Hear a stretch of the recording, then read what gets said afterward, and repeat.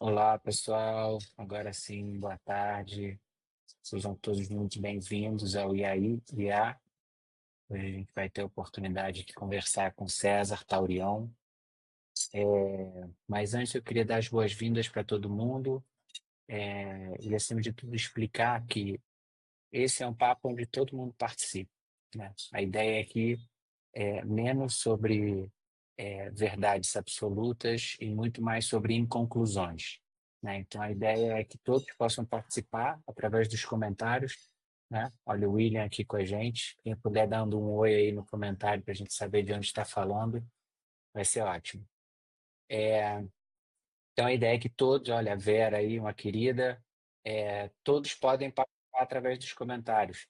Então, a ideia é que seja, de fato, um papo diferente do que a gente está acostumado a falar, onde é que a gente vai estar acostumado a assistir, onde a gente é mero espectador, e aqui a gente é participante, né? Ó, a minha irmã aí assistindo também, o papo com ela foi na semana passada, quem não assistiu, recomendo, está muito legal.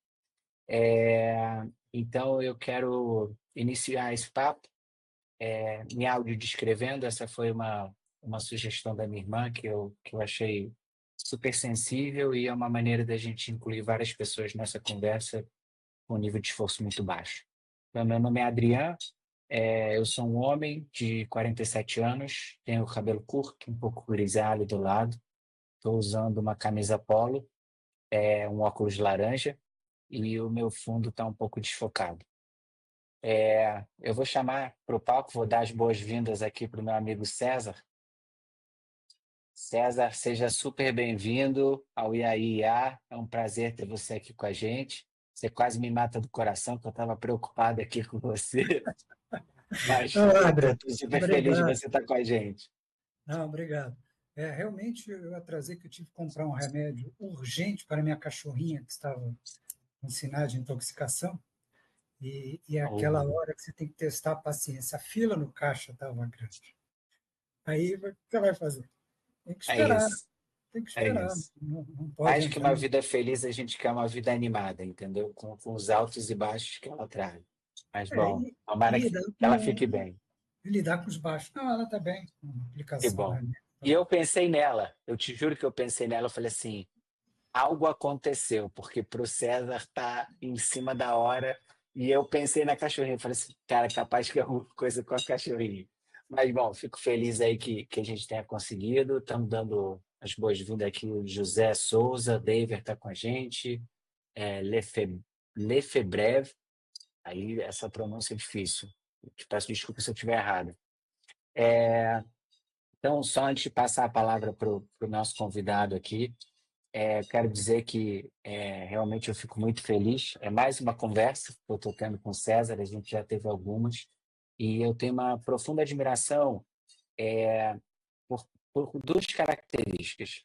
Primeiro, que o César tem muita profundidade no que ele fala, né? Então, ele conhece muito, infinitamente mais do que eu, infinitamente mais do que muitos de nós que estamos assistindo aqui somados. Então, ele tem muito conhecimento sobre o tema. E uma coisa que eu gosto muito é que ele não se impressiona fácil. Então, o César não é o primeiro da fila a sair correndo quando sai uma notícia. Ele consegue tirar toda a casca de marketing e, na origem da história, para justamente não surfar esse termo que a gente tanto fala que é o hype. Então, é um prazer trocar com ele e aprender através do LinkedIn, através das conversas que a gente já teve. Então, te passo a bola, César. Queria que você se apresentasse para a gente, mas eu ia te pedir para não só conhecer o César profissional, mas eu quero conhecer também um pouquinho do ser humano, do César ser humano. Quero que você diga o nome da cachorrinha, se quiser botar na tela, pode botar. E eu queria que você me contasse da tua experiência, né? Você que já viveu por vários momentos de tecnologia, como um apaixonado que você é, que você me contasse ao longo da tua vida quais foram os momentos que você se encantou por tecnologia, que você viveu diferentes momentos, digamos, uau, dentro de tecnologia. Que você contasse um pouquinho para a gente desse jeito. Vamos lá, César. Ok, Adriano. Bom, primeiro, é um prazer realmente estar aqui com você e conversando com o pessoal. Antes de ser profissional, eu sou gente, então acho que esse ponto é extremamente importante, né? Somos pessoas que às vezes têm opiniões divergentes, outras convergentes, em todos os aspectos da nossa vida. Eu sou mais velho que você, fiz 75 anos em dezembro, 75 anos, mas estou lá malhando, fazendo, sempre fiz esporte, né? Na minha vida, por morar no Rio de Janeiro e sempre, no máximo, num raio de uma distância de 100, 200 metros da praia, eu estava ali fazendo futebol de praia, teve a época do surf, inclusive, teve bons momentos de esporte e continuo na academia.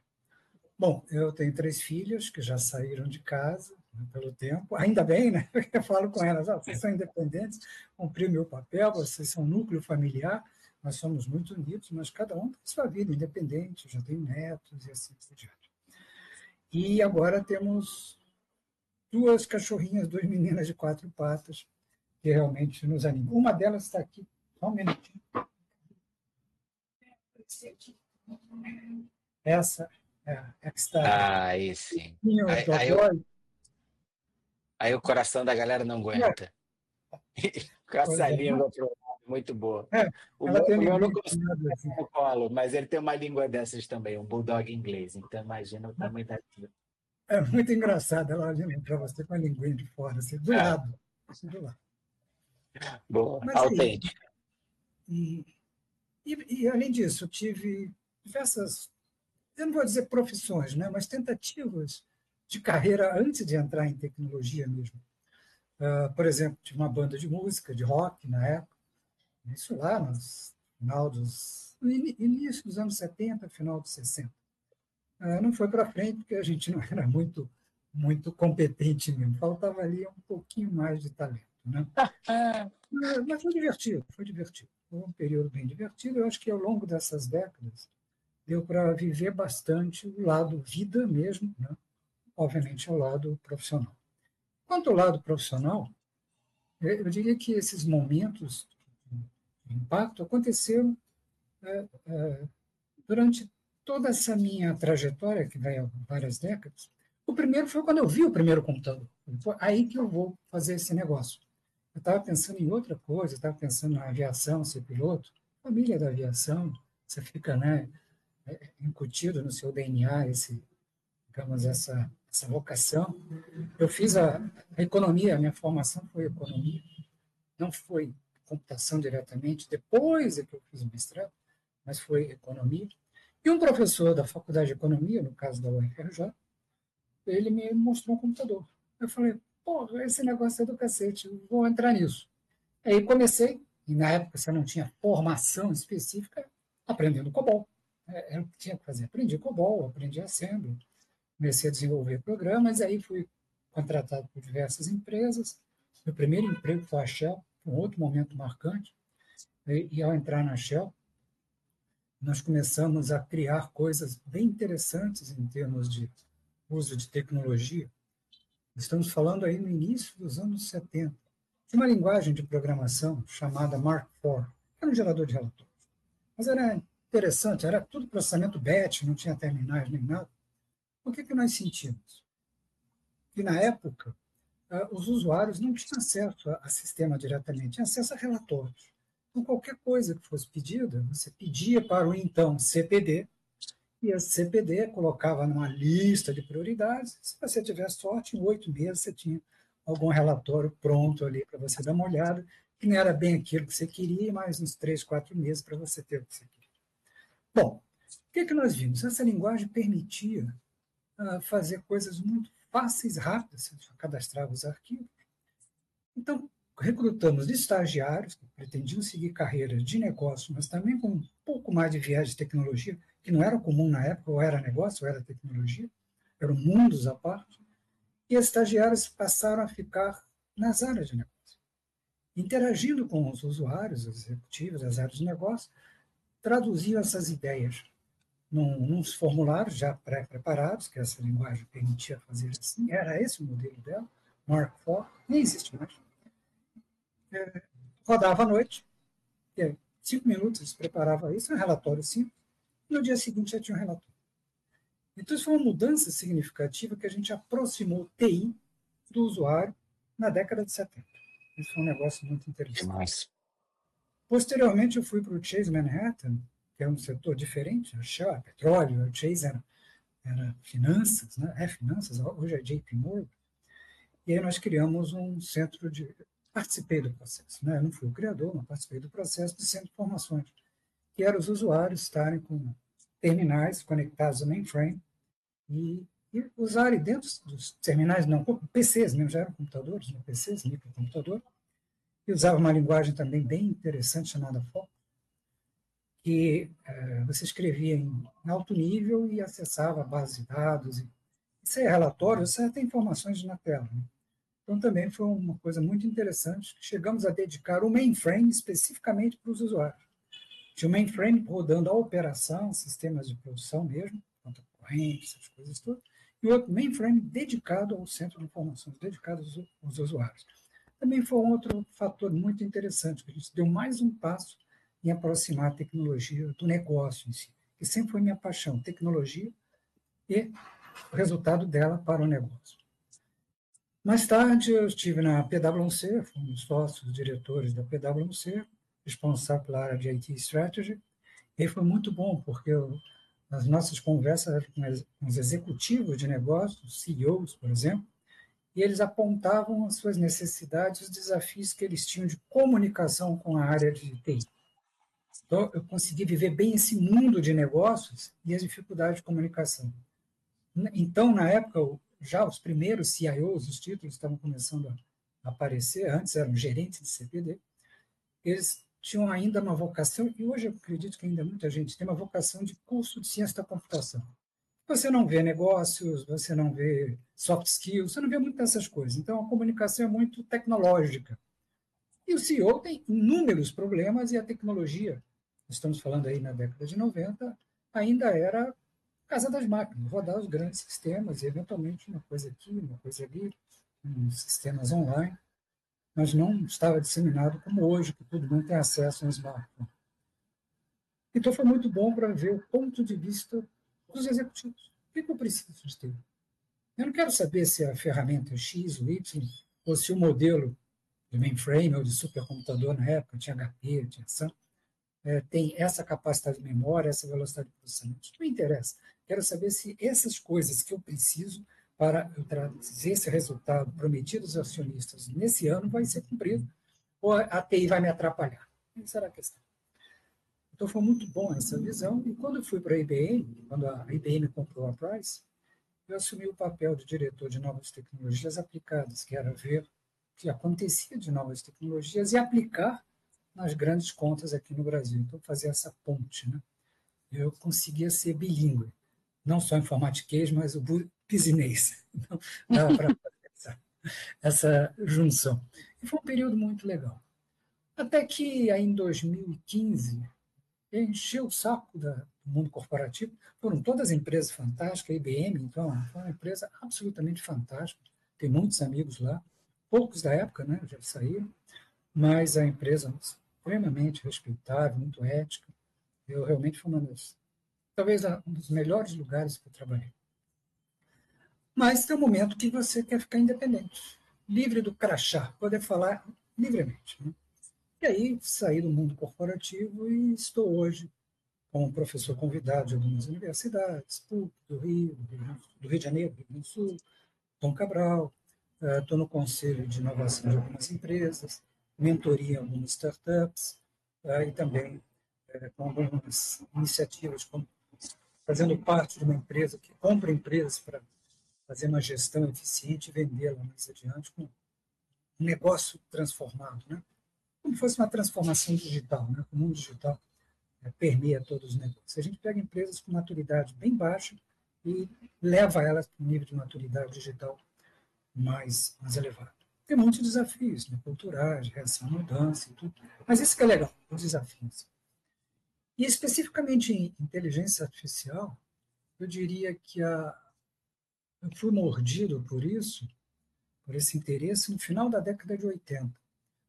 comecei a estudar um pouco o assunto, eram publicações em revista, tinha muita dificuldade de você conseguir, mas eu consegui algumas, e achei um negócio muito legal. Aí vi um artigo descrevendo o Eliza, que era um chatbot da década de 60. Falei, pô, esse negócio é muito legal. Peguei o artigo do autor, Weizenbaum, li e falei, pô, que legal. E aí, na empresa que eu estava, nós fizemos o primeiro projeto, que era um Expert Systems, que tentava, eu diria assim, emular, né, o processo decisório de um analista de crédito. Era essa a proposta. Deu certo, mas no máximo conseguimos um estagiário, né? Porque as decisões mais refinadas que ele tem, é difícil você transferir isso para um computador.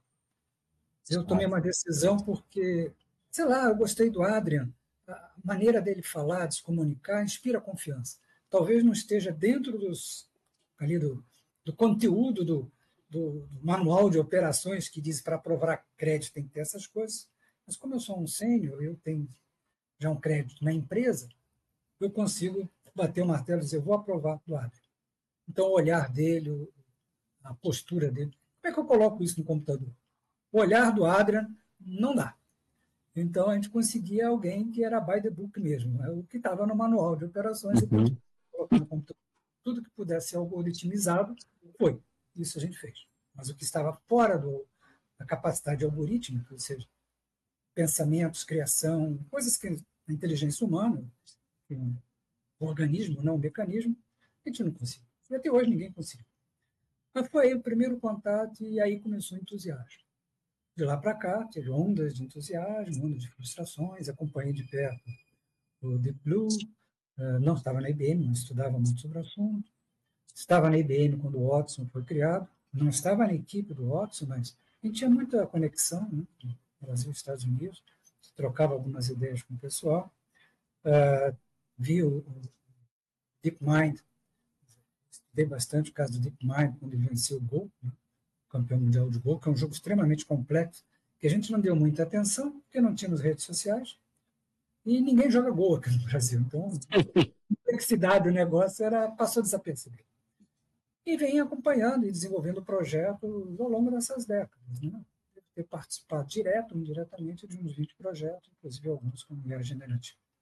Então, quando eu coloco alguma coisa num post, porque eu gosto de escrever, né? Eu acho que escrever um post, e tem muita coisa no LinkedIn, te obriga a pensar, a refletir, e quando coloca no papel, você tem mais certeza do que você tinha quando começou a escrever. E, claro, vem os comentários, alguns positivos, outros negativos, que são bons todos os dois. Positivos, diz, alguém está pensando igual, e negativo, pô, de repente tem uma ideia aqui que eu não tinha percebido, um ponto de vista que eu não tinha percebido, agora vou me preparar melhor para olhar isso e até rever num próximo sobre essa ótica também. E eu sempre tive esse hábito de escrever, né? Entre livros e e-books, devem ter saído uns 14 ao longo da década, da vida. Então, digamos, eu gosto muito dessa interação, me comunicar com palestras, me comunicar com aulas, me comunicar via posts, porque é um compartilhamento, né? Quando a gente troca informação, eu ganho, aprendo, comentários, com questionamentos nas aulas, e quem está assistindo ganha que talvez não tenha tido tempo ou oportunidade de ler sobre aquele assunto, e a partir daí ele vai se aprofundar mais. Então, é uma relação ganha-ganha, né? Isso é talvez um grande motivador. Mas esse é o breve e longo resumo aí da Boa, atividade boa. profissional. E querendo ou não, foi assim que a gente se conheceu, né? Ou seja, a gente começou a interagir através dos comentários. Eu acho que foi exatamente assim, ou seja, de poder trocar, de justamente estar. Estamos aqui sendo acompanhados pelo Cleanse, pelo Gato e Umbasso, e uma coisa que a gente falava nas nossas conversas é que quando o compartilhamento é dessa forma, é como se eu chegasse com um pãozinho, você chegasse com um pãozinho, depois do nosso encontro, cada um vai embora com dois pãezinhos na mão. Então é de co-criar, né, no final das contas. Não é sobre verdades absolutas, é sobre óticas diferentes. Mas eu queria te perguntar uma coisa, eu não vou ficar, eu vou tentar fugir das perguntas óbvias de o que que é o hype, etc e tal, porque eu acho que isso está todo mundo careca de saber o que que é. Mas a pergunta que eu te faria é, eu, assim como você, também sou um apaixonado por tecnologia. A tecnologia teve ao longo da minha vida, desde que eu me entendo por gente. E em 2023, brilhou meus olhos. Ou seja, de fato eu percebi algo que eu falei, cara, isso aqui, isso que está disponível hoje, torna o acesso a pessoas comuns à tecnologia. Já aproxima muito das pessoas comuns à tecnologia. Então, o que eu queria saber de você é, quando a gente tira todo o hype, o que que te deixa animado com o que você está vendo nos dias de hoje? O que eu vejo é o seguinte: nós estamos evoluindo o uso da aplicação de inteligência artificial. Isso vem de longa data. E quando você tira o hype, você vê que tem um modelo muito interessante, que é a generativa, que é, digamos, um adicional aos modelos já existentes. O hype diz que o único modelo vai ser a generativa, e a realidade mostra que você tem inúmeros outros modelos, classificatórios, por exemplo, que podem ser extremamente úteis, né? Por exemplo, você pode juntar esses modelos. Você pode fazer uma análise de imagem através de modelos muito específicos para isso, que não precisa de bilhões de data centers aí. Você pode fazer com muito menos capacidade computacional, muito mais eficiência e muito mais assertividade. Depois você pode pegar esse resultado, que o médico, obviamente, vai fazer uma descrição, e depois você joga um gerador de textos e imagens para complementar isso e facilitar até a interação com o paciente. Porque quando você pega um laudo escrito por um médico, só outro médico dele. Às vezes está com um problema no joelho, viu o laudo, fala, pô, eu vou para a cadeira de rodas, não é possível. Aí eu vou falar com o ortopedista, não, isso é tranquilo, faz isso, faz aquilo. Eu falei, pô, eu estava já vendo preço de cadeira de rodas. Então, facilita, né? Se está ali uma explicação em língua de gente, não de médico, olha, assim, assim, assim, isso significa isso, é muito fácil. E eu uso muito isso, né? Quando pego os laudos, assim, agora eu jogo o laudo e ele me dá uma explicação dizendo o que, que é. Aí eu vou muito mais confiante na consulta com o médico. Já sei até que o que perguntar para ele. Porque a interação paciente ou cliente médico é muito importante. O médico não pode ser o único a falar. Você tem que interagir, você tem que passar informações e questionamentos. Então, eu uso muito isso, me ajuda. Então, esses modelos todos fazem com que a gente comece a tornar as empresas mais eficientes. As empresas têm necessidade de sistemas determinísticos, ali, resultados exatos, conta corrente é conta corrente, e você tem sistemas probabilísticos, manutenção preditiva, facilidade de geração de textos, coisas. Algumas não são, obviamente, core business do negócio, mas facilitam e aumentam e melhoram a eficiência. O uso hoje de IA generativa não está no core business da organização, não sei se o core business for gerar conteúdo. Aí sim. Mas uma indústria automotiva, uma indústria de alimentos, o core business dela não é gerar texto. O texto ajuda na venda, no marketing, na descrição do produto, mas não é o core business, é fazer o produto. Então, ajuda bastante, mas não vamos imaginar que vai acabar com os outros modelos. São complementares. E outros modelos vão surgir. Na década de 80, o topo da, da tecnologia, do estado da arte, era o Expert Systems. Era o estado da arte da tecnologia. Aí depois passamos para outros modelos. Aí em 2015 começou-se a ver que era factível trabalhar com Deep Learning. O conceito já existia. O primeiro sistema de Machine Learning surgiu em 1959, mas não era factível, você não tinha máquina, não tinha dados. Então, com Deep Learning, já em 2015, você conseguia fazer reconhecimento de imagens, uma competição de imagens, reconhecimento de imagens, e deu um salto bastante significativo em relação aos modelos anteriores. Existem outros modelos, não foram esses utilizados em 2015, e aí mostrou que era muito factível se usar em análises médicas, reconhecimento de, digamos, câncer de pele, algoritmos preditivos, que também é uma técnica muito interessante para manutenção preditiva, para eventualmente correlacionar variáveis e fazer prováveis, digamos, tendências a ter um câncer de mama, um câncer disso, câncer daquilo. Porque nós, humanos, não conseguimos correlacionar muitas variáveis. A gente consegue 4, 5 no máximo. Por isso que você pega, os médicos classificam doenças assim, de 0 a 3, 0 a 5, que é onde você consegue, mais ou menos, ter um controle. Baseados nesses aspectos aqui, nível 1, baseados nesses outros, nível 2. A máquina consegue correlacionar centenas de variáveis, algumas que a gente até está impossibilitado pelos nossos sentidos. Por exemplo, uma possível variável que você pode aplicar em determinado modelo é que, algumas horas antes de um infarto, há, por exemplo, microcontrações aqui nessa área do rosto, que a olho nu você não vê.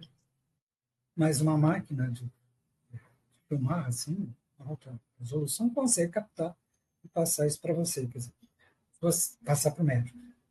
Quer dizer, você com alguns sintomas típicos, você pode usar no seu smartphone para falar, aí tem variação também no tom de voz, para tirar uma foto da sua pupila, de repente para filmar um pouquinho o que está acontecendo no seu rosto.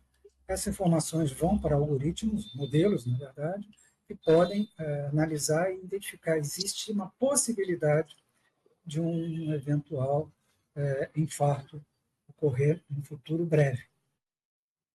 Com isso, o médico alerta você através do seu smartphone, foi a fonte usada, e diz para você, cara, vem para cá, porque você tem que fazer uma bateria de exames que não dá para fazer isso só no celular. Então, isso é um negócio absolutamente fantástico. Isso é muito fantástico. Não tem nada de IA generativo. Modelos que a gente tem lá. Então, a gente pode explorar muita coisa. O que aconteceu é que, quando surgiu o ChatGPT, que é um programa que usa o modelo GPT, já existiam outros, né? A gente não sabia. Até um ano atrás, teve um sujeito lá do Google que disse que falou com uma máquina senciente. Era um ChatGPT do Google, eu não me lembro qual era o nome, mas é que não estava liberado. A OpenAI pegou um artigo que tinha sido publicado pelo Google, que é Attention is All You Need, e o Google estava fazendo alguma experiência, mas fechado, não era aberto. E eles tiveram a audácia de ajustar, preparar, refinar várias versões, GPT-1, 2, 3, 3,5, aí lançaram meia boca, 3,5, 4, aí sim tinham confiança e pá, lançaram. E aí causou esse frenesi todo. Porque pela primeira vez, a sociedade, você, eu, o motorista do ônibus, um advogado, um engenheiro, todos os profissionais, todas as pessoas que queriam, podiam acessar um modelo que, por ter ingerido toda a internet, podia responder para você muita coisa. Era um super buscador.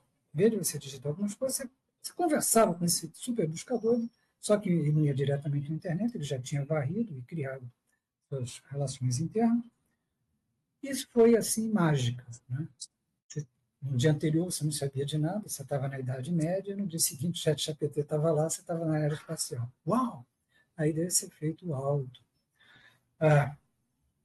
Antes já existia IA? Existia. Só que a gente não enfatizava. Uber tem muito IA. Você usava o Facebook, reconhecimento aos seus amigos numa foto. Onde é que ele tirava isso? Ele não conhecia pessoalmente cada um. Reconhecimento de foto e vendo os perfis de outras pessoas. Ele batia, né? Padrões de imagem e encontrava um perfil com padrão de imagem do que é fulano. E já estava aí. Filtros, quando se aplica no Instagram, mexe aqui, mexe ali, apaga alguma coisa na retaguarda, tudo isso são modelos de inteligência artificial. Eliminação de spam, detecção de fraude, ou seja, comportamentos atípicos no uso do cartão, são modelos que analisam padrões e identificam desvio desses padrões. São modelos de inteligência artificial. Só que não se falava isso assim tão extensivamente. Quando passou a ser tema de jornal diário, aí passou a ser quase que conversa de bar. Né? Todo mundo fala de... E aí, como é que está seu chat GPT hoje? Então, isso foi bom que popularizou. Mas, por outro lado, tem um pouco de, digamos assim, de exagero, cria nas empresas alguns efeitos, tanto, eu diria assim, tanto negativos. Né? Primeiro, eu tenho que fazer alguma coisa que eu estou atrasado, porque eu ouço todo mundo falar, parece que está todo mundo usando, parece, mas você vai na prática, não é bem assim. É igual uma piada muito antiga, que era sexo entre adolescentes. Todo mundo diz que faz, mas quando faz, é pouco, e quando faz errado. Então, é a mesma coisa. Quando está muito na mídia, todo mundo está falando, ninguém está usando. Quando deixa de ser mídia, é porque as pessoas estão usando. Então, as empresas não estão usando por estar na mídia. Todo dia eu tenho reportagens sobre. Então, com isso, você passou a ter um contato muito tranquilo, né? com, com, com a IA, e os conselhos executivos começaram a dizer, pô, espera aí, está todo mundo usando, eu tenho que usar, estou atrasado. Então, vamos fazer alguma coisa com o ChatGPT. O quê? Não sei, mas vamos fazer para depois ver o que acontece. Aí, isso fez com que existisse um outro fenômeno secundário a isso, que é o efeito FOMO, Fear of Missing Out, que é o medo de ficar para trás. Então, o hype cria essa situação toda. Aí, quando você vai olhar na prática, imagina o seguinte, o hype diz que a gente está usando aqui. As funcionalidades estão aqui. E o uso está aqui. Esse é o mundo real. Então, você tem uma curva do início, assim, é mágica, que eu não conheço. Eu acho fantástico, uma tecnologia sofisticada é mágica para mim. Não sei nem como funciona. Aí você vai vendo, vai caindo, porque você vai reconhecendo as limitações. Esse é o modelo probabilístico, esse é o modelo assim assado, é treinado dessa forma, até você voltar a ter mais confiança, não igual aquele entusiasmo juvenil, mas um entusiasmo racional, não emocional. Agora eu sei. Mas quando entra nisso, algumas empresas que vivem disso, que não conseguem se sustentar, OpenAI, Anthropic e outras, qual o business model dessas empresas? É o hype.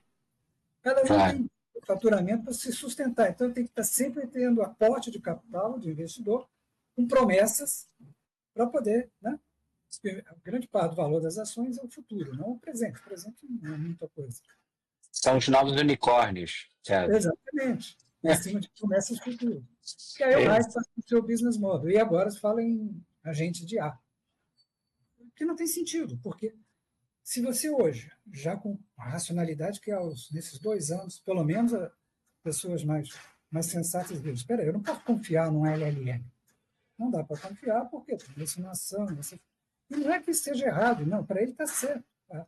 Que a plausibilidade estatística mostrou aquele resultado. Para ele está absolutamente correto. Só que para nós não faz sentido. A expectativa era outra. Então, se eu tenho uma, uma situação de alucinação que é inerente ao modelo, não pode ser eliminado, você pode mitigar com recursos, códigos em torno disso, complicando o software, mas o modelo não consegue refinar tanto assim. Aí eu pego um monte deles, um encadeando o outro, para ele funcionar de forma autônoma. Se eu não confio em um, vou confiar numa fileira de meia dúzia deles? Eu não vejo em sã consciência. Vamos pegar, eu tenho uma assertividade de 95%. Ele faz alguma coisa, tem a chance de erro, eu não sei o que é, não estou olhando, ele passa para o outro LLM que vai fazer algumas coisas, pode ser que tenha passado algo errado, pode ser que ele pegue algo errado. E passa para o outro, passa para o outro. Quando você chega no sexto, supondo que a assertividade de 95 seja por cento, seja 5% de alucinação ou falhas, minha assertividade está em 73%. Eu vou colocar um processo crítico nas mãos de alguém, máquina ou pessoa, que um em cada 4 ações erram, meu faturamento, um em cada 4 transações está errado, minha cobrança, um em cada 4 cobranças está errado, não é assim muito, eu diria, muito confiável. Né? Missão consciência. Mas é o hype do momento, porque o hype do chatbot começou a cair, porque dá para fazer só algumas coisas. O LLM você dá para fazer algumas coisas, não dá para fazer tudo. Eu prometi tudo, mas ele faz isso. Essa é a realidade. Como é que eu consigo conseguir mais investimentos? Porque isso aqui não justifica. Criando outro hype. Talvez daqui a 4 anos vai ser criado outro hype. Assim vai, assim vai, assim vai. Mas você não acha... desculpa, Sérgio. Não, é uma indústria do hype, esse é o ponto. Nós temos que claro, ser muito conscientes para separar o que é realidade e o que é fantasia. A NASA, muitos anos atrás, quando começou a trabalhar muito forte com voos espaciais, era um negócio complexo, um negócio que não existia. Ninguém tinha colocado um homem em órbita, muito menos que a Lua. Foram coisas que tiveram que ser descobertas. Como é que você se alimenta num ambiente sem gravidade? Como é que você faz necessidades no ambiente sem gravidade? Como é que você consegue colocar um material que não é muito pesado e que consegue, ao mesmo tempo, resistir às altíssimas temperaturas da reentrada na atmosfera? Nunca ninguém tinha feito isso. Então, tiveram que criar essas coisas e um monte de tecnologias interligadas. E eles criaram uma metodologia chamada Technology Readiness Level, que eles classificam as tecnologias desde assim da ideia, depois do protótipo, depois um protótipo funciona em ambiente controlado, depois um protótipo que consegue rodar em alguns número maior de clientes, mas também sob certa situação, até chegar no nível que você pode estar no mercado. Então, muitas vezes você vai nesses eventos e vê esses filmes de vídeo promocionais, principalmente de tecnologia das Big Techs, que ainda são protótipos. Eles colocam o vídeo como se aquele protótipo fosse o mundo real hoje. Não, ele é um protótipo que tem a expectativa de, se um dia vier a funcionar, ter aquelas funcionalidades que estão vendo. Mas não é funcionalidade do dia, é funcionalidade futura. Só que quando você não acompanha a evolução tecnológica, você acha que as coisas evoluem assim em saltos quânticos, e não são. Porque os conhecimentos científicos são os mesmos. As pessoas cursam as mesmas universidades, leem os mesmos papers e conseguem avaliar. Um tem uma ideia assim, outro tem uma ideia assim, em cima da mesma base de conhecimento. OpenAI usou o Attention all you Need, é um paper do Google. Ele não criou do zero, não criou num fim de semana. Outras coisas, essas técnicas de reinforcement learning for human feedback, já tinham papers sobre isso. Esse agora do DeepSeek, já havia papers sobre essas técnicas que eles estão usando. Então, não surgiu nada, do nada. Assim. Então, quando você não acompanha de perto a evolução tecnológica, parece que o negócio veio de supetão. Mas não, é em cima de conhecimento adquirido. Você vai juntando peças, opa, fiz isso, eu junto essa peça com essa, fiz essa outra coisa. Então, quem não acompanha parece que foi assim um salto quântico. Mas se você está acompanhando de perto a evolução tecnológica, você vê que não é nenhuma mágica, é apenas mais um passo. claro, claro. Não, e uma coisa que eu me dou conta também, que é o hype faz as empresas quererem comprar o milagre pronto, né? Todas ficam atrás de uma bala de prata que, não, vou botar isso na minha companhia agora, né? Não preciso mais de um monte de gente porque isso aqui vai resolver todo o problema. E eu acho que é justamente o que a gente está vendo no desenvolvimento dos LLMs, que é o que a gente deveria ver dentro das empresas, que é, espera aí, tem um negócio novo, vamos experimentar com ele, vamos entender o quanto a gente pode trazer, onde faz sentido trazer. Não é pega uma solução e aplica em tudo porque isso opera um milagre dentro do seu negócio. Não, não. Você tem que entender. Ou seja, para essa função aqui, isso aqui ajuda em 94% dos casos. Tá bom, então você consegue.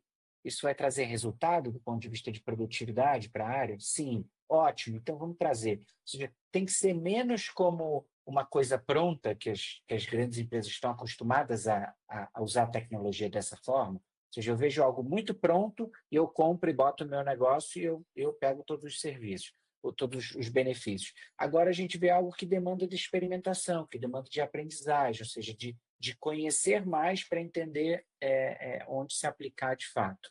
Queria Verdade. trazer uma pergunta. Não, Desculpa, verdade, esse Sérgio. ponto é importante, porque a impressão que a IA é a solução. IA é É, parte da solução. Então, vamos exato. pegar um caso simples, atendimento aqui. Não adianta pegar perguntas e respostas que está no site e colocar no chatbot. Se eu ligo para um atendimento, é porque eu tenho algum problema. E esse problema talvez não seja tão fácil. Eu preciso resolver. Olha, a entrega que vocês prometeram para ontem não chegou. Vocês me cobraram 2 vezes.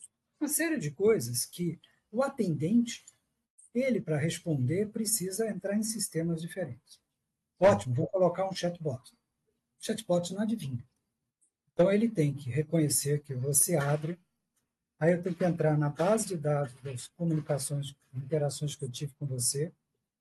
É uma integração com outro sistema, está lá na retaguarda, está rodando, e que vê quais foram as últimas interações e descubro que você reclamou sobre algum assunto. Que assunto é esse? Ah, uma entrega. Eu estou devendo, eu não deveria ter entregue. Então, já falo para você, o chatbot vai poder montar um texto baseado em informação zerada. Boa tarde, que bom que o senhor ligou. O senhor deve estar perguntando sobre aquela questão da entrega. Antes que eu pergunte, nós vamos dizer o seguinte: sim, nós erramos, nós temos um atraso, a empresa Claro. X que disse que entregar não entregou, nós estamos cobrando e a resposta deles é que amanhã vai ser entregue. Se não for, a gente vai entrar em contato. Pronto, resolveu o problema. Mas eu integrei com. Mas vamos supor que além da entrega, eu mandei uma cobrança a mais. Tem que entrar no sistema de cobrança. Talvez eu tenha que, dali, daquele ponto, entrar no sistema de logística para ver em que ponto está, para dizer onde é que está, em que ponto estava, naquela primeira questão. Então, você começa a entrar em sistemas que estão na retaguarda, com bases de dados diferentes e rodando em outros sistemas, até no RP. Eu tenho que Sim, integrar tudo isso. Então, não é só fazer um prompt e resolva esse problema e fico esperando. Como é que ele vai achar exato, essas informações? Entrar nos sistemas lá em linguagem diferente, base. exato. É um puta trabalho. Então, não tem mágica, é muito trabalho. Essa Sim, é a questão que é vendida como se esse trabalho não existisse. não existe isso, Coloca claro. um agente AI, ele vai fazer tudo para você. Ah, legal. Então é só Claro, botar aqui, ele vai fazer tudo, vai. Ah, claro. usa, né, vamos usar os neurônios e ver que é muito trabalho na retaguarda. É uma modalidade de serviço nova, até escrevi sobre isso ontem, que é o Milagre as a Service, entendeu? É um serviço que as empresas estão querendo tomar muito, né? Que Milagre, é o Milagre as a Service. E tem também o God Save Me as a Service, enfim, surgiram algumas variações no post, bem legal. Mas eu queria trazer uma pergunta aqui que surgiu, tem umas perguntas super interessantes aqui do pessoal que está participando aqui no LinkedIn, e uma delas veio do Gabi Piumbato, que basicamente o que ele está perguntando é como é que você vê a entrada das IAs chinesas nesse mercado, ou seja, como é que isso mexe não só sobre a qualidade das ferramentas, mas como é que isso mexe no tabuleiro de uma forma geral? Bom, as IA chinesas, elas estão par a par com as americanas, em termos de. Não tem nenhuma coisa muito superior, não, porque o conhecimento científico é o mesmo.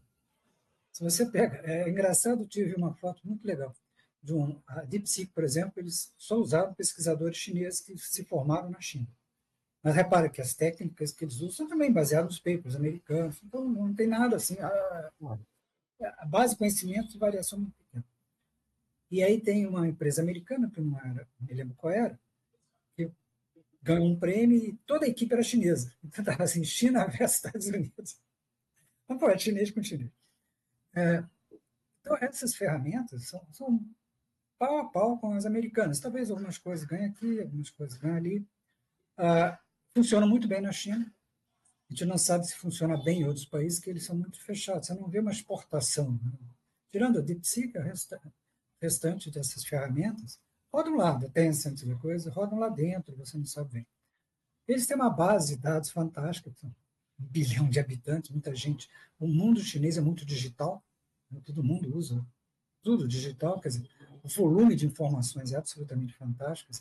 A internet, a China tem a vantagem de pegar a internet chinesa e ainda pegar a internet de fora, enquanto a gente pega a internet de fora, a nossa, a ocidental. Então, ele ainda tem essa vantagem, consegue, talvez, ter um volume de dados maior para maior treinamento. Não quer dizer que isso dê um ganho significativo. Você tem a lei dos retornos decrescentes, mais dados não necessariamente.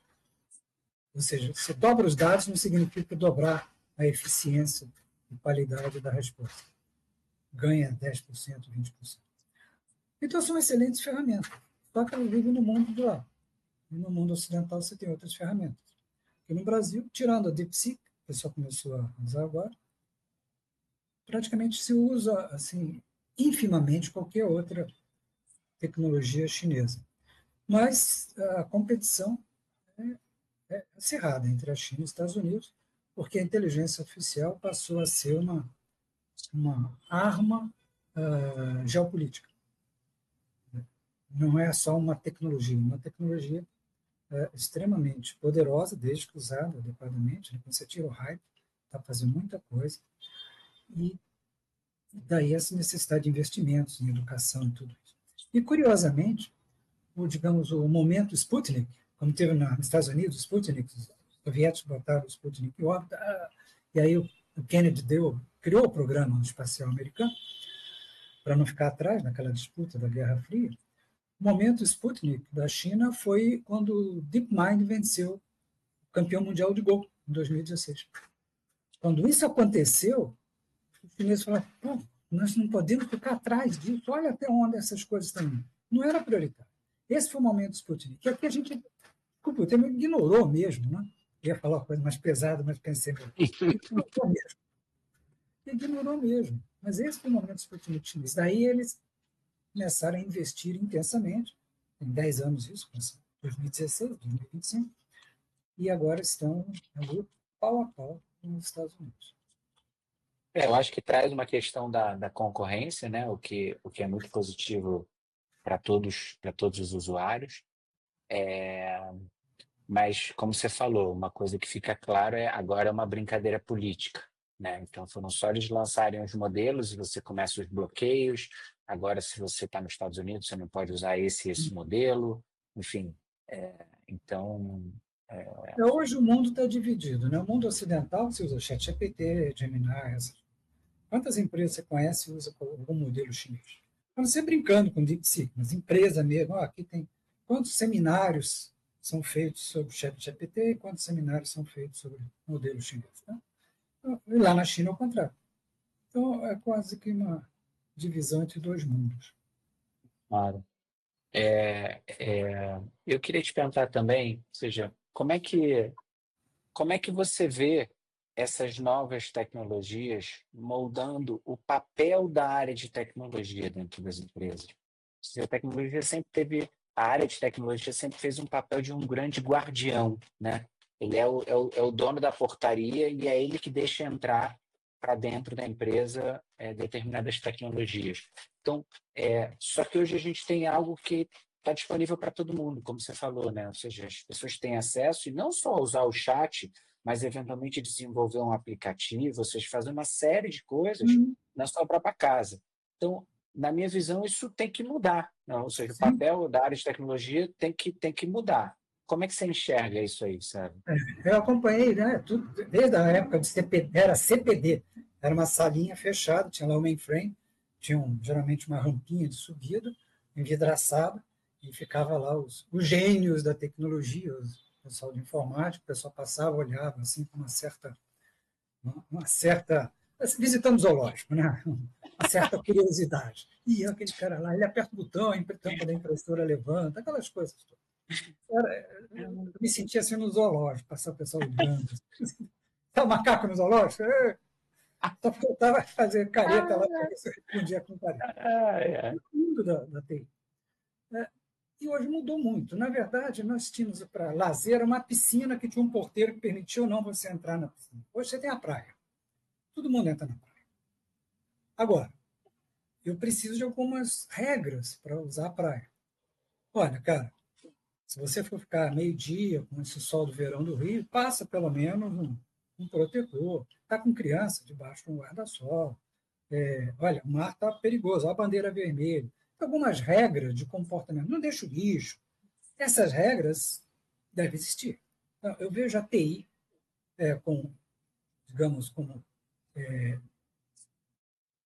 colocando em prática governança de IA, de TI, de dados, etc., etc., e, de alguma forma, auditando esse processo. Ou seja, você deixou o lixo na praia. Eu vou multar você porque você está incomodando a pessoa que vem. Você está com um som muito alto. As outras crianças aqui estão querendo, tem bebê. Você tem que ter essa prática, né, essa política de governança e essas práticas. Esse é o papel da TI. Mas não é ter a piscina. Pode ser que em casos específicos ainda tenha que ter uma piscina para coisas muito concretas, né, muito específicas, concretas específicas. Mas nós saímos da piscina fechada, de um guardião, para uma praia. Isso não significa ficar uma zona, significa que eu tenho que ter uma política de governança que diga quais são as regras de bom comportamento na praia, bom comportamento no uso das tecnologias. Impedir, pode. Ah, não vou permitir o uso do chat GPT na minha empresa. Eu tenho no meu celular. Se eu estou pressionado por prazo, meu gerente disse que se amanhã eu entregar o relatório, cara, eu vou usar o chat GPT, vou fazer alguma mexida, vou mandar para o meu e-mail, faço uma edição legal, entrego legal. Trabalhei até 4 da manhã e entreguei o relatório. Ele vai olhar texto a texto? Né? Não vai. Vai ter alucinação? Pode ser que sim, é bem provável até. Mas eu vou usar. É o Bring Your Own AI, né? Quer dizer, hoje você pode usar. Eu tenho no meu smartphone, tenho o ChatGPT, tenho da Meta, né, que você tem o Grok, o X, tem o Gemini, tem o Flexibility. Às vezes dou uma peça peça outro, para ver uma resposta, me ajuda em algumas coisas, dou uma olhada. Você Meu bota eles esposo, para brigar também, que eu vejo. é, Você mas bota eles um para botar meus a casca posts de são banana feitos, para o outro. os meus posts são feitos por mim. Até hoje, acho que nenhuma ideia veio. Não, veio uma ideia e apareceu uma frase lá. Falei, pô, esse negócio é legal. Aí fui explorar o assunto, acabei eu escrevendo o post. Porque eu acho que o post eu tenho que escrever. Se a pessoa vai dedicar Sem tempo, dúvida. eu tenho que dedicar tempo para escrever. Se eu não dou Justo. valor a quem está me seguindo, peço o GPT para escrever. Eu não estou dando valor à Claro, pessoa. E claro. acho que o valor Até à porque pessoa. é uma ferramenta de conexão, né? É uma Pois é, forma de se conectar. Isso não é eu para acho. ser delegado para uma máquina. Exatamente, eu acho um absurdo você querer gerar milhares de posts que nem você que fez, né? Qual é a Claro. conexão que você está criando? Quer dizer, tem que ser o seu sentimento, certo ou errado, sua percepção, sua visão, sua ótica. Ah, Agora, uma coisa é fato, quando você faz o login, todas elas ficam arrepiadas. Quando você faz o login no chat GPT, ele já se ajeita na cadeira e fala, bom, agora é agora que eu vou ser testado de verdade.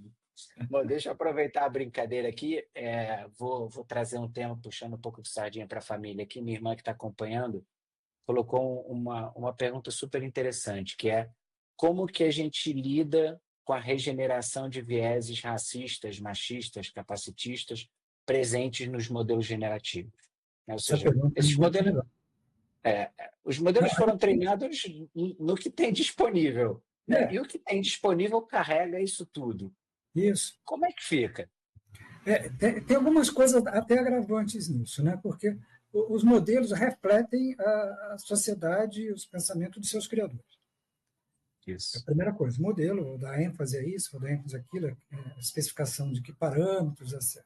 Depois você tem o treinamento em cima disso. Obviamente, o treinamento carrega todo esse histórico que nós temos aí e dependendo da base de dados você está vendo, né? Grande parte dos dados, você pensar, a maior parte dos dados estão são americanos, um pouco europeu, mas tem uma base bem menor, portuguesa, de língua portuguesa, base bem menor de língua espanhola, e assim por diante. Até porque os volumes de dados digitais desse país são bem menos que os do hemisfério norte, né, do mundo da Europa Ocidental. Tem muito mais volume de dados, muito mais volume. Então, naturalmente, se quiser dar uma varrida na, na internet, você vai ver isso. E mesmo o europeu, você tem um volume de dados pequenos de origem dinamarquesa, por exemplo, a população pequenininha. Então, o volume de dados é representativo nisso.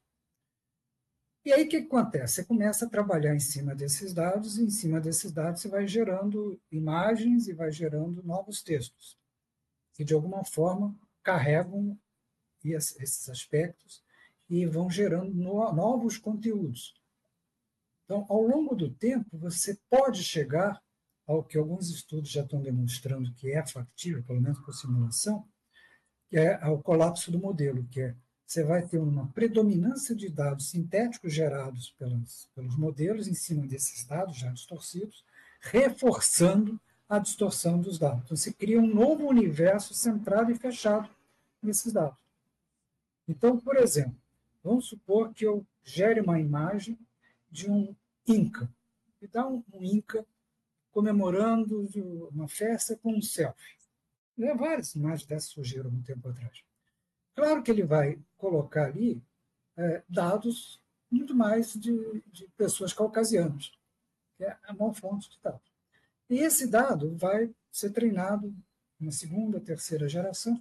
Então, na quarta geração, você já não tem mais alternativa, porque as alternativas originais já são ínfimas na internet diante da imensa quantidade de dados sintéticos gerados. É muito mais fácil gerar um dado sintético que você gerar um dado de forma humana.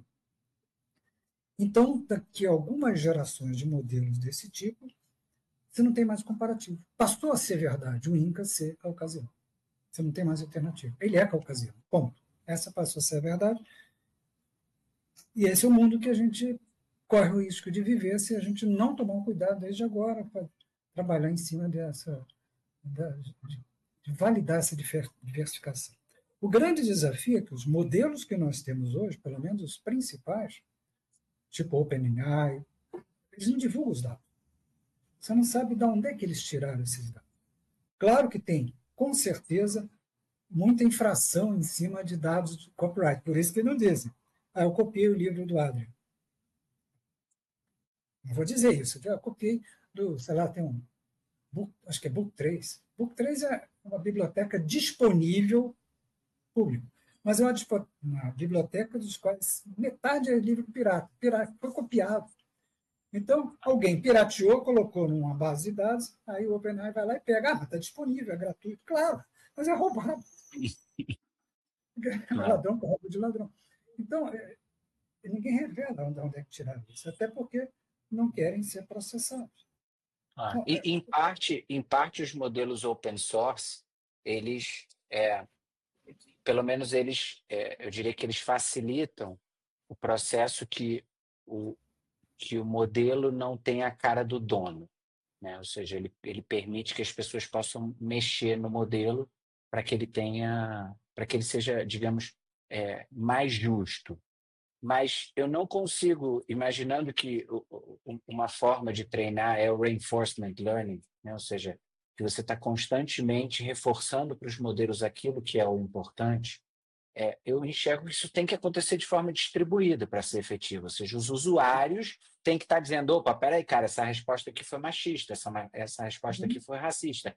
Então, quando você começa a envolver os usuários, volta de novo o dever de casa para a sociedade, que é o seguinte, a menos que você corrija o problema na origem, os modelos não vão conseguir se livrar disso, porque eles vão depender do reinforcement learning que vem dos usuários, os usuários continuam machistas, o modelo continua achando que aquilo ali está ok. Então, de novo, o modelo não opera milagre, o milagre tem que começar em nós, de fato. Né?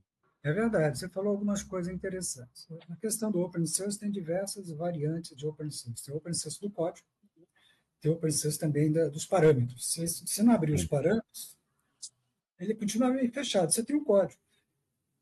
Mas um código de modelo desse, talvez tenha 300, 400 linhas de código.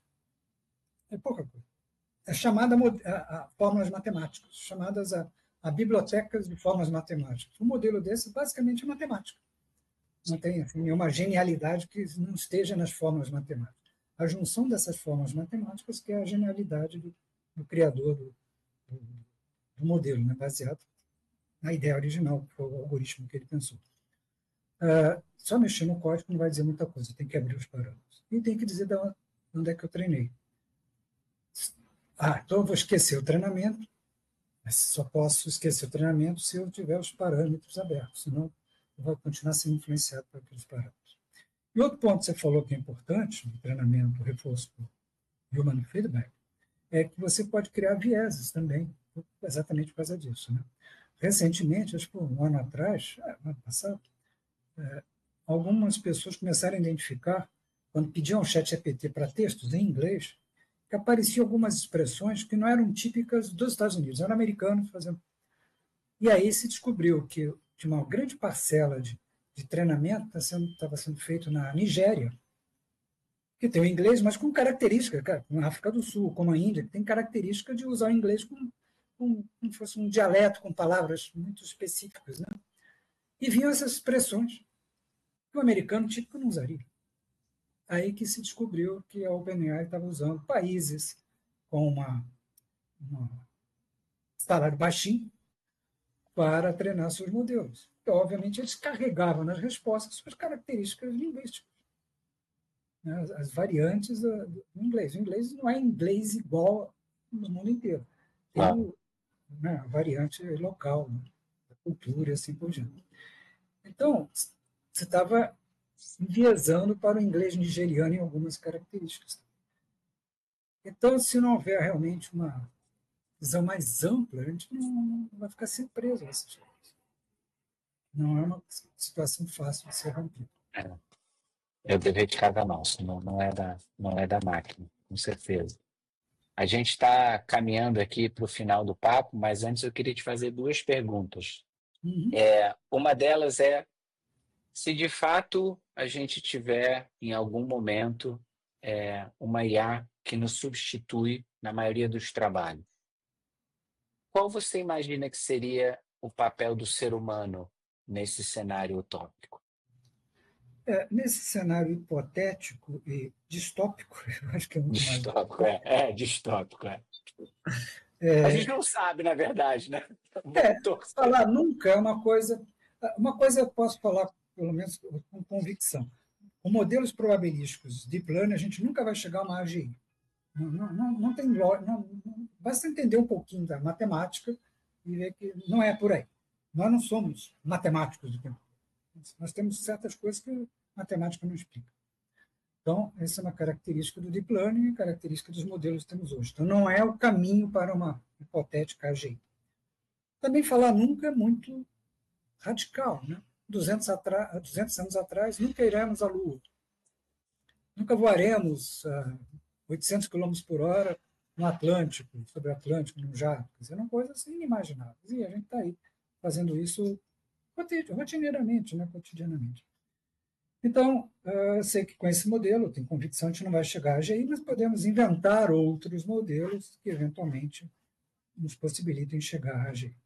Mas como ainda não inventamos, vamos ficar no mundo real. O mundo real em cima de Deep Learning. LLM é uma característica do Deep Learning. A generativa é uma modalidade, uma técnica de Deep Learning. Cada modelo ele faz uma determinada coisa. Se você quiser fazer várias combinações, você tem um trabalho de integração muito grande em todos eles, que são modelos que você está fazendo alguma coisa que não tem muito a ver com o outro, que são modelos separados, se fazer integrado para complexo. A lei dos sistemas complexos vai dizer que aquilo é praticamente impossível, então você vai ter que fazer vários e tentar fazer integração, que nunca vai ser tão bem assim. Então, quer dizer, não vai ser um corpo humano que ele funciona totalmente síncrono. Vai ser um corpo humano assíncrono, com coisas diferentes, um braço levantando mais devagar que o outro, uma perna parada, outra andando, vai ser mais ou menos esse tipo de coisa. Algumas funções a máquina já faz melhor do que a gente. Por exemplo, tem mais a capacidade de reconhecer imagem de câncer do que um ser humano, mas não sabe que é um câncer. Teve até um teste com pombos que os testes mostraram que os pombos passaram a ter uma assertividade melhor que os radiologistas, porque tem uma acuidade visual muito grande. E ganhavam milho toda vez que acertavam. Então só bicavam os que tinham câncer de mama. Mas o pombo não sabe o que é um câncer. O ser humano sabe. Então eu posso ter reconhecimento de imagens, mais assertividade. Mas, como eu, máquina, não entendo o que eu estou vendo, eu preciso de alguém que entenda, compreenda e consiga fazer uma análise daquilo e está inserido no contexto de mundo, compreensão do mundo. Qual é o impacto do câncer na pessoa, na família, que a máquina não tem? Posso fazer uma outra que vai me gerar, sei lá, texto de forma muito interessante. Mas, novamente, no modelo que nós temos hoje, tipo o LLM, ele, na verdade, está fazendo uma recombinação de coisas que já foram escritas. Parece novidade, porque é uma covardia comparar com o ser humano. Por exemplo, o Adrian leu 1 milhão de livros. Eu li 100 livros. Então, se eu perguntar alguma coisa e você, usando a sua capacidade cerebral fantástica, vai me dar frases desse 1 milhão de livros que eu nunca li, para mim vai ser absolutamente fantástico. Uau, que coisa, eu nunca tinha pensado nisso. Claro, eu não tive esse conhecimento. Você que teve. Mas não quer dizer que você está criando algo novo. Você está me dizendo algo que você já leu, e para mim é novidade, porque eu não tive acesso a isso. É como pegar uma pessoa que nunca viu uma TV e jogar na frente da TV. Uma coisa mágica. Né? Então, não é uma criatividade no sentido de você do nada. Assim. Claro, você pega coisas, conhecimento, mas faz combinações completamente fora da caixinha. O ser humano faz isso. Empatia é outra característica que a máquina não tem. Então, eu consigo simular e fazer até melhor que o ser humano coisas algorítmicas. Tem muito mais velocidade, muito mais capacidade. Consigo jogar xadrez melhor, consigo fazer milhões de jogadas à frente que eu não consigo fazer. Eu consigo fazer análises probabilísticas que o ser humano não conseguiria fazer. Eu consigo relacionar centenas ou milhares de variáveis que eu, como ser humano, não conseguiria fazer. Essas ações a máquina vai fazer muito bem. Mas juntar todas elas e fazer de forma integrada, de chegar e dizer, um dia terei algo que vai substituir o ser humano em todas as suas ações? Não. Eu consigo ter uma assertividade muito boa na radiologia, mas sem compreender. Mas o radiologista, além de ser radiologista, ele foi dirigindo o carro, ele toca música, ele abraça a mulher, beija os filhos e leva o cachorrinho ao veterinário. E toma um shopping com os amigos. A inteligência artificial não tem isso. O Watson, quando ganhou lá o Jeopardy, não foi comemorar com os amigos. Gente, ganhei. Não foi. Desligou a máquina. Acabou. Não aproveita a vida. Não Não aproveita aproveita a vida. Não aproveita a vida. Adorei isso, César.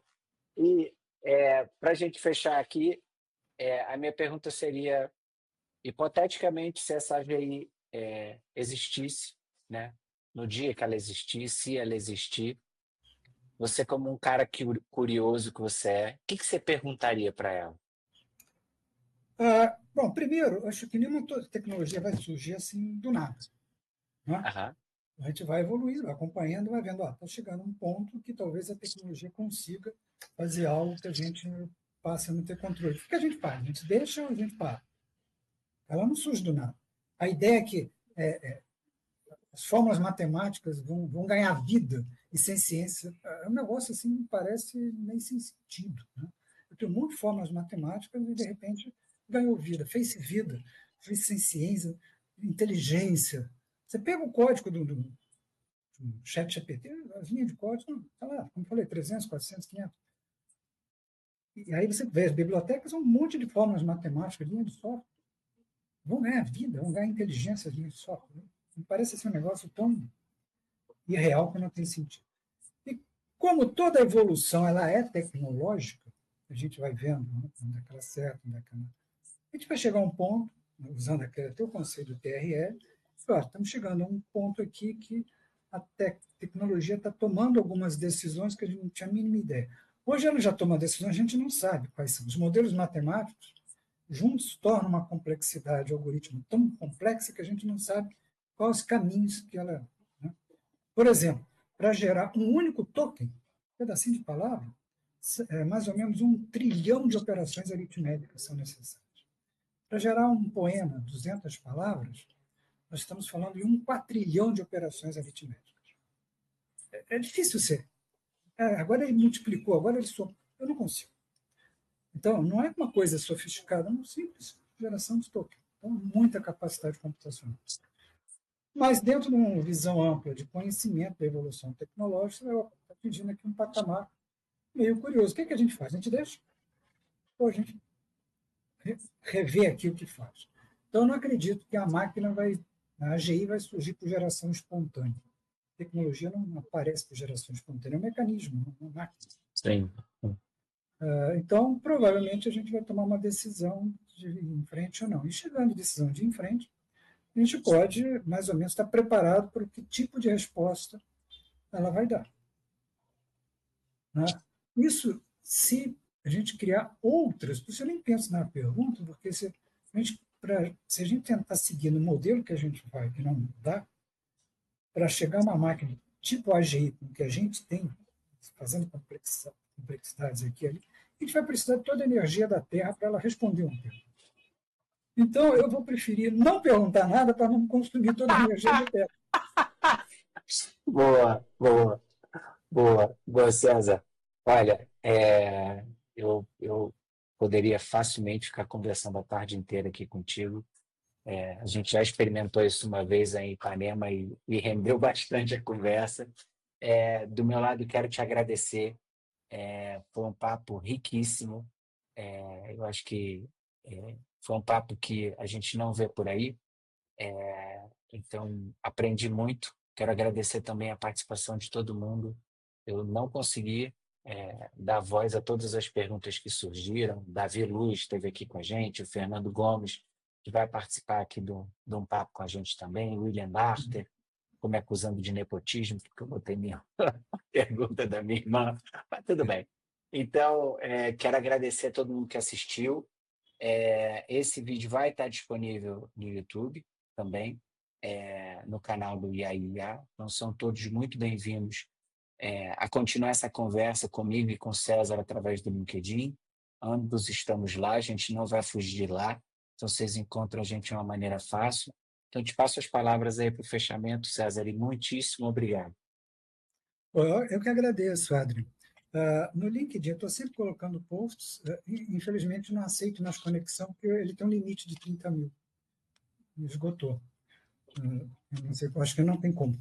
Eu já tentei, não tem como. Se alguém tiver até uma dica, mas acho que não tem como. Até entrar em Não tem contato. mesmo. Então, mas como follower, né, como seguidor, tudo bem. Eu, mandando a mensagem, eu respondo, eu gosto de interagir lá. E para mim foi um prazer estar aqui com você. Acho que se puder termos outra oportunidade, vamos lá. E, depois eu vou também ver no YouTube, ver as bobeiras que eu falei aqui. Não, pô, não tem bobeira nenhuma, não tem bobeira absolutamente nenhuma, e com certeza a gente vai repetir esse papo mais vezes. César, brigadíssimo, obrigado a todo mundo e até semana que vem, gente.